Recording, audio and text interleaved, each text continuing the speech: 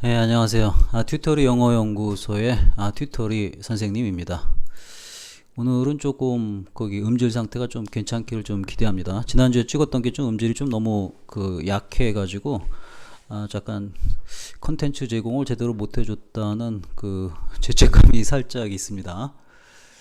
영어 하위권 공통점 첫 번째 시간이네요. 뭐 하위권 공통점 뭐 별게 있겠습니까? 공부 안 하니까 하위권이죠. 그리고 그 전에 하나 공지하고 싶은 게 세미나 형식을 조금 바꾸려고 합니다. 세미나 방식에 좀 변환이 있을 겁니다. 변환이 뭐냐면은 그 요약 질문을 제가 폐지하기로 결정했습니다. 원래는 그 완벽한 수료증을 드리려고 했는데 그 대중의 흐름하고 그리고 또 어머님들이 그 가끔 얘기를 좀 들어보니까 뭐 짬내서 들으시기 때문에 좀 불편함이 좀 있으신 것 같습니다. 그 불편함을 좀 완전히 해소해 드리려고 좀 노력을 했고요. 그 다음에는 이제 그래도 질문은 좀 받아야 되니까 그 맞춤 상담으로 이제 제가 대체하기로 결정을 했고요. 그리고 이제 강의를 계속 닫아놨었는데 세미나를 갖다가 저희 튜토리 영어 연구소 루트 등급 이상이면은 자유롭게 이용 가능하도록 설정을 했습니다.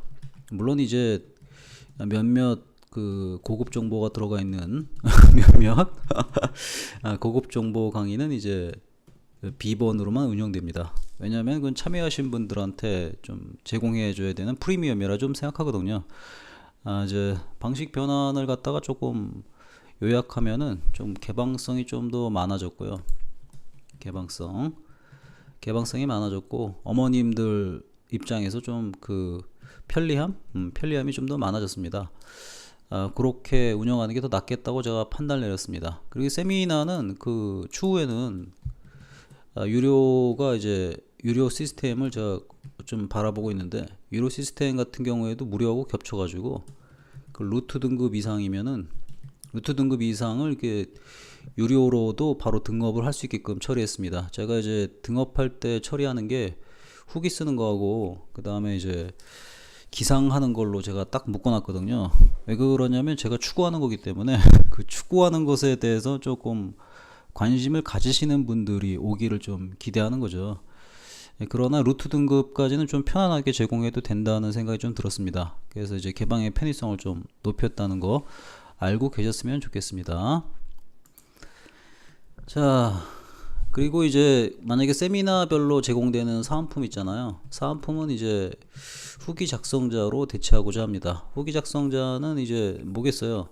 세미나를 갖다 시리즈로 들으면은 어떤 내용이었는지 또 그 다른 분들한테 만약에 추천을 하신다 그러면 어떤 얘기를 할 것인지는 그 참여자만이 알 수 있습니다. 참여자만. 그래서 이제 사은품 같은 건 조금 좋은 거를 주되 그 후기 작성자에게만 주기로 이렇게 결정을 내렸습니다. 이렇게 알고 계속 세미나를 좀 이용해 주셨으면 좋겠고 좀 바라는 바는 저도 좀 제 교육 철학을 좀 널리 알리고 싶습니다. 거기에 조금 도움을 주셨으면 대단히 좀 감사하다고 좀 생각합니다. 하위권의 공통점. 근데 하위권들이라고 해가지고 상위권이 안 되는 게 아닙니다. 하위권도 이게 애들이 다 그 상위권을 넘어가지고 저는 슈퍼 상위권까지 가는 걸 많이 봤습니다. 제가 그래도 이제 애들 하위권 애들 들어왔을 때도 계속 끊임없이 노력하는 부분이 뭐냐면 이거 만들려고 노력하는 거예요. 이거. 왜냐하면은 저도 이제 교육자 타이틀을 갖고 있기 때문에 그 못하던 애들이 그 높은 데까지 올라갈 때 그때 짜릿함을 느껴요. 근데 이제 높은 데까지 끌어올리려면은 기초 작업을 굉장히 세게 해야 됩니다. 그래서 이제 저한테 교육받아 본 사람들은 좀 알겠지만 제가 좀 많이 깐깐한 편입니다. 깐깐하고 제가 정해놓은 교육에 대해서는 철두철미하게 하지 않으면 그 다음 과정을 진행을 안 시킵니다. 물론 이제 그런 부분에서 이제 불편함을 호소할 수도 있겠지만 결국에는 학생들 실력을 향상시키는 거기 때문에 저는 따라 주셔야 되고 믿습니다. 왜 따라줘야 되냐? 저는 제 스스로가 공부를 매우 잘했고 그리고 뭐 서울대도 나오고 박사도 하고 영어 교육에 관련돼 가지고도 25년씩이나 하고 또 저희 프로그램을 접해 보신 분 알겠지만 제가 업그레이드를 꾸준히 하는 성향이 있기 때문에 그런 상태에서 내린 결정인데 그 결정을 거스르신다면은 저의 절대 가치를 존중하지 않는 것입니다. 그러니까 이제 제 제자들이거나 저의 제자의 어머님들이나 아버님들이시라면 저의 의견을 따라 주시는 게 제 절대 가치를 존중해 주시는 겁니다. 그래야지 본인 자녀들의 실력이 늡니다. 그게 아니라면은 뭐하러 저한테 맡기셨어요? 저한테 맡기셨으면은 제 교육 의지를 따르셔야겠죠. 일종의 전 의사라는 생각을 좀 하고 있습니다. 그래서 그렇게 하는 거고요. 그게 만약에 틀리다 그러면은, 입증된 데이터가 나온다 그러면은 전 얼마든지 따릅니다. 그렇지만 저는 말로만 얘기하는 거에 대해서는 절대 따르지 않습니다. 말로만 얘기하면 뭐 내일 미국 대통령도 되잖아요. 저는 그런 거 원하지 않아요. 확실하게 근거 데이터가 없을 때는 전혀 믿지 않습니다. 저는. 자, 하위권에서 상위권, 슈퍼 상위권 된다니까 이제 하위권 어머님들이 좀 가슴이 설레실 것 같은데, 이거는 사실입니다. 됩니다. 되는 걸 제가 얘기하지 안 되는 걸 갖다가 이렇게 거짓말하진 않겠죠.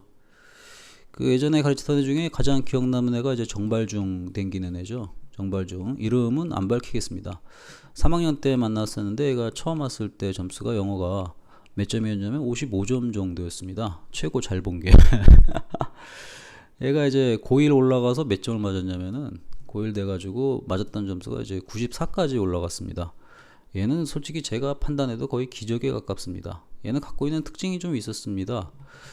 두뇌가 1대1 대응 능력이 굉장히 뛰어난 아이였습니다. 이 능력을 제가 좀 활용해서 티칭을 했던 기억이 있고요. 이때는 온라인 시절이 아니라 이제 오프라인 시절입니다. 이제 온라인 시절에서는 이제 한빛중 댕기는데 2학년짜리가 있습니다. 얘가 이제 반등수가 몇 등이었냐면 29등인가 했을 거예요. 29등인가 했었는데 제 프로그램 잘 따라줘가지고 얘가 2학년 2학기 때인가 전교 2등까지 올라갔습니다. 전교 2등까지 올라갔고, 이 친구는 제가 많이 얘기해 주는데 싱가포르 가서도 그 시킨 대로 해야 된다고 굳게 믿고 싱가포르 가서도 수업을 하는 애입니다. 대단하죠. 그러니까 뭔가 이렇게 올라간 애들은 뭔가 좀 달라요. 그 제가 시키는 프로그램에 토시 하나 안 틀리고 그대로 합니다. 그럼 오르게 돼 있어요. 지금 떠오르는 애가 또 이제 그 덕원예 중인데, 덕원예고 그 3학년짜리 그때 한번 왔었죠. 왔는데 애가 처음 왔을 때 등급이 영어가 몇 등급이었냐면 5등급 정도 됐어요. 이 친구한테는 제가 처음에 시작했던 말이 딱 한마디죠. 기상 6시만 360으로 하면 네가 원하는 대학 간다고 그랬죠. 이 친구는 그때 그 말을 어느 정도로 믿었냐면은 1000% 이상 믿었습니다. 그래서 이제 그 수능시험 전날, 수능시험 그 당일날까지도 기록을 하고 시험 보러 갔어요. 그래서 어디 갔냐? 홍대미대에 들어갔죠. 저한테는 이런 사례들이 너무나도 많습니다. 그래서 그 하위권을 둔 그 어머님들이나 아버님들 근심 걱정하지 말고 하위권들의 공통점만 잘 파악해가지고 깨우치면은 얼마든지 실력이 올라가지고 저 높은 곳까지 점령할 수 있습니다. 그러니까 이제 본 세미나 들으신 내용을 갖다가 내용들 중에서 마음에 드는 거 한 가지만이라도 실천을 하시면 돼요. 영어 하위권의 공통점 두 번째 프레임 잡아가지고 찍고 있는데요. 일단은 이제 공통점 살펴보면은 뭐 있습니까? 공부 안 한다가 공통점이겠죠. 공부 안 한다 그러면 어떻게 하면 공부시키냐 뭐 이런 얘기를 굉장히 많이 하십니다. 많이 또 물어보시고요. 공부 안 하는 거 구체적으로 한번 보세요. 뭐 영어 단어 안 하겠죠. 그죠? 영어 문법도 안 하겠죠. 도저히 영어 하위권을 탈출을 할 수가 없는 상태에 놓여져 있죠. 그러니까 이제 당연히 안 하는 게 당연하겠죠. 여기다가 어머님들이 많이 물어보시는 이제 공부 의지 없다. 어떻게 하면 의지가 생기게 하냐 뭐 이런 거죠. 그죠? 근데 이제 이 네 가지를 제가 적었는데 이거를 제가 한마디로 한번 요약을 해볼게요. 한마디로 요약하면 이거 되게 단순합니다. 공부 습관이 없다는 겁니다. 공부 습관 없다. 공부 습관은 아주 꼬맹이 때부터 길러줘야지 됩니다. 하루에 일정 시간을 운동을 해야 되듯이 하루에 일정 시간을 갖다가 공부하게끔 해주는 게 공부 습관입니다. 이 습관이 들어있는 아이들은 공부를 안 하는 날이 없습니다. 조금이라도 공부를 할 수밖에 없겠죠. 근데 지금 현실적으로 이제 뭐 중1, 중2쯤 됐으면 공부 안 한다. 이거 하루아침에 고쳐질까요? 힘듭니다. 그러니까 이제 어머님들이 많이 찾는 게, 어머님들의 문제가 뭐냐면 대안학교라든가 뭐 교회에서 제공해주는 아주 느긋한 학교들이 있습니다. 교회에서 좀 많이 하잖아요, 대안학교. 또 이제 정교조 선생님들이 되게 좋아하는 참교육 같은 거. 이게 이제 말은 상당히 아름답습니다. 참교육도 아름답고 느긋한 학교도 아름답고 대안학교도 아름답습니다. 근데 이런 거에 자꾸 현혹이 되셔가지고 교육을 또 망친다고 저는 생각을 합니다. 우리 솔직히 한번 얘기해 봅시다, 어머님. 어머님이 지금까지 살아오시면서 그 진짜 뭐 시골 좋은데 풍경 보면서 어우 아름답다, 흙이 좋다, 뭐 산이 좋다, 숲의 냄새가 좋다, 이렇게 해가지고 밥 먹고 삽니까? 저는 그거 아니라고 생각하거든요. 특히 이제 그 대안학교나 참교육이나 뭐 느긋한 학교에 댕겨가지고 온 애들한테 제가 한번 물어봅니다. 너는 뭐 하고 싶니? 그러면 어떤 아이는 그림을 좋아한대요. 그래서 한번 물어보죠. 그림 해가지고 너는 어떻게 먹고 살 건데? 그건 생각 안 해봤대요. 그리고 또 뭐라 그래요? 그냥 그림이 좋으니까 그린대요. 아, 그럴듯해 보이죠. 근데 이게 되려면은 엄마 아빠가 얘를 평생 죽을 때까지 서포팅이 가능한 시스템에서만 되는 거예요. 엄마 아빠가 서포팅을 해주거나 아니면 국가가 전부 다 책임져 준다면은 얘는 지가 좋아하는 그림을 그리던 말든 뭐 하던 느긋하게 살면 되죠. 근데 저는 그게 이렇게 공부 안 하는 하위권들이 늘어가는 이유가 굉장히 단순하다 생각해요. 단순한 게 뭐냐면 엄마 아빠가 마치 자녀를 죽을 때까지 책임질 수 있는 것 같은 느낌을 자녀들한테 주고 있어요. 바로 그 부분이 애들이 공부 의지를 없게 만드는 거죠.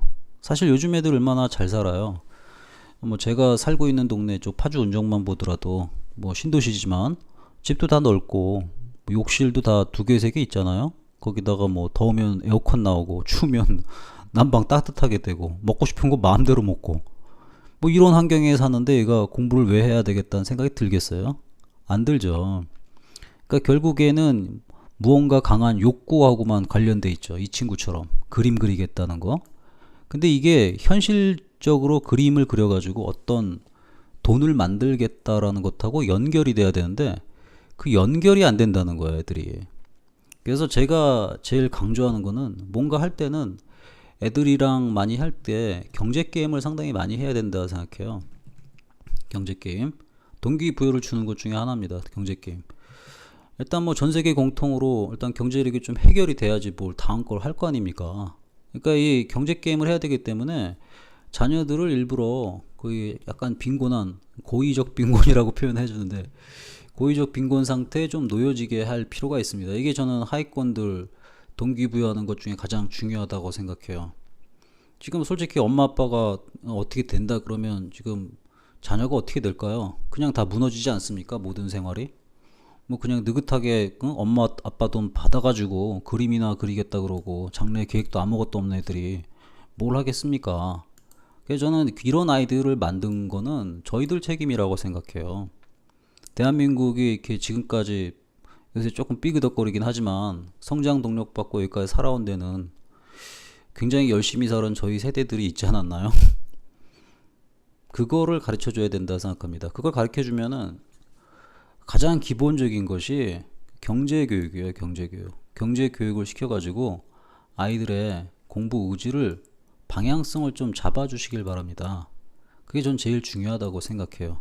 그런 것도 안 하고 어느 날 갑자기 제 말 한마디 듣더니 애가 공부를 해야겠다. 선생님 말 들으니까 제가 바로 다음날부터 영어 공부해야겠네요. 이렇게 된다고요. 이렇게 된 애들이 나오겠어요? 이게 나온다 그러면은 저라는 사람 자체가 구글보다 더 위대한 회사가 된다니까요.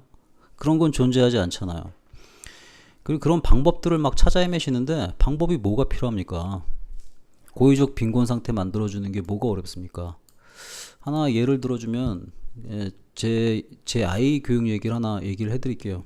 저 같은 경우는 이제 애가 초등학교 들어갈 때 초2 때까지 제가 장난감에 걸었던 하한선이 2만 원이에요. 저는 2만 원 이상을 한 달에 투자하지 않았어요. 이게 쉬워 보이죠?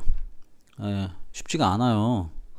그 자녀한테는 그 뭔가를 해주는 게 쉽지 안 해주는 게 더 힘들어요. 2만 원을 갖다 그냥 해줬냐? 그렇게 안 했어요. 만약에 제 아이가 뭐 특정 장난감이 갖고 싶다는 얘기를 해요. 그러면 제가 아이한테 좀 요구하는 게 계획표를 써오라 그래요.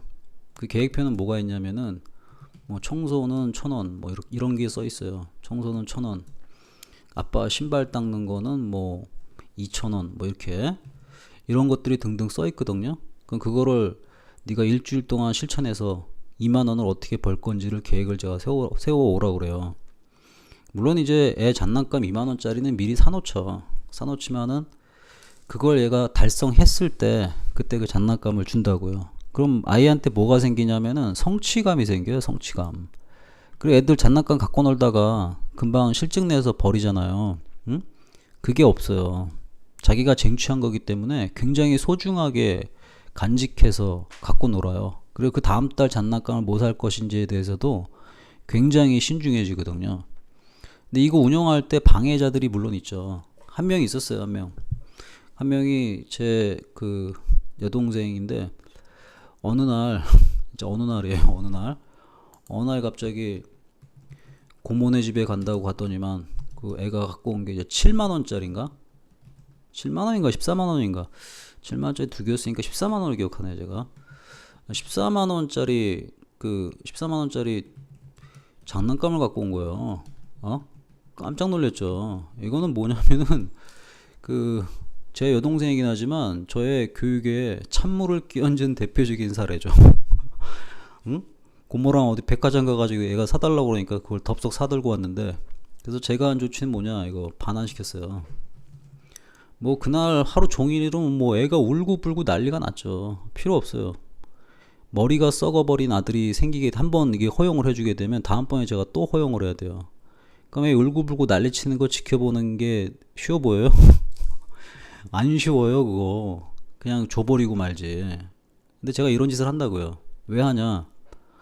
얘는 언젠가 저를 떠나가지고 혼자 생활을 해야 되고 언젠가 빈곤한 상태에 놓이게 되면은 애가 스스로 극복을 해야 되는데 만약에 뭐든지 엄마 아빠가 해준다 생각하면 애가 그런 상태가 되겠냐고요. 꼬맹이 때부터.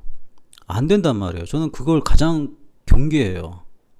저희 애도 뭐 풍요롭게 살잖아요 사실. 잘 먹고 잘 살고 먹고 싶은 거 다 먹고 부족한 거 없이 큰다고요.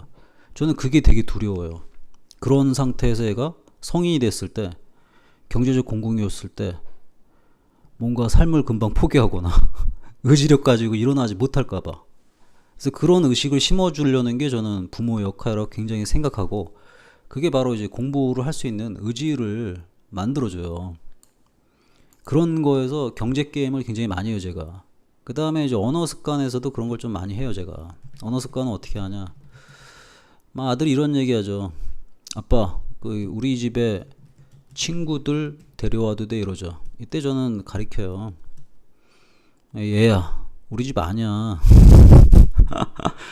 우리 집 아니고 그 아빠 집이야.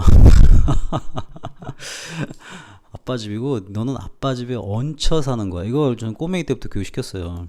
응? 지금은 얘가 이런 말 안 하죠. 아빠 집이라는 거 인식을 하고 있죠. 응?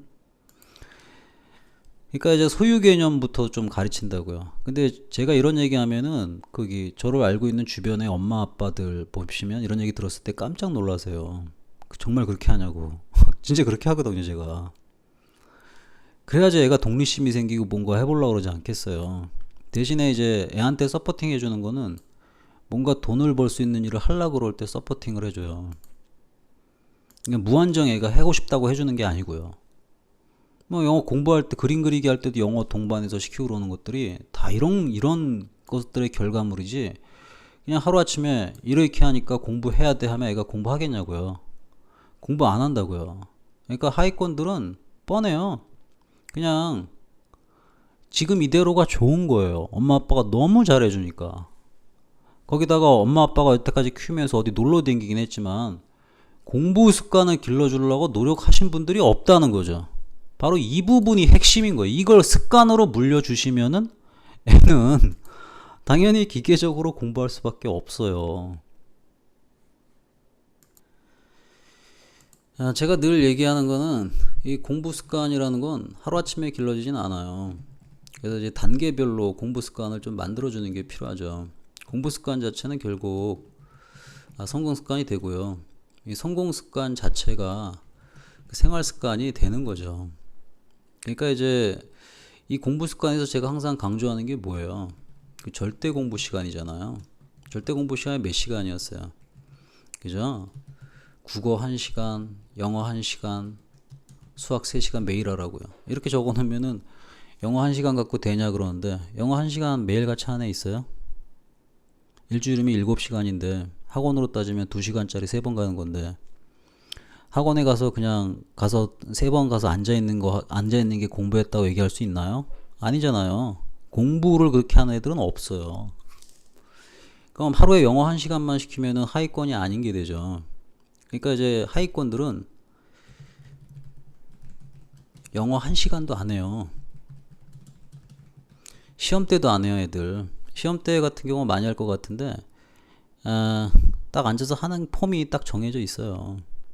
일주일에 2번 하면 2시간, 2시간 하면 4시간인데, 그건 집중을 완전히 100% 이상 했을 때 4시간이고, 집중 안 한 시간까지 따지면은 일주일 내내 공부한 게 1시간, 1시간 반밖에 안 될 수 있어요.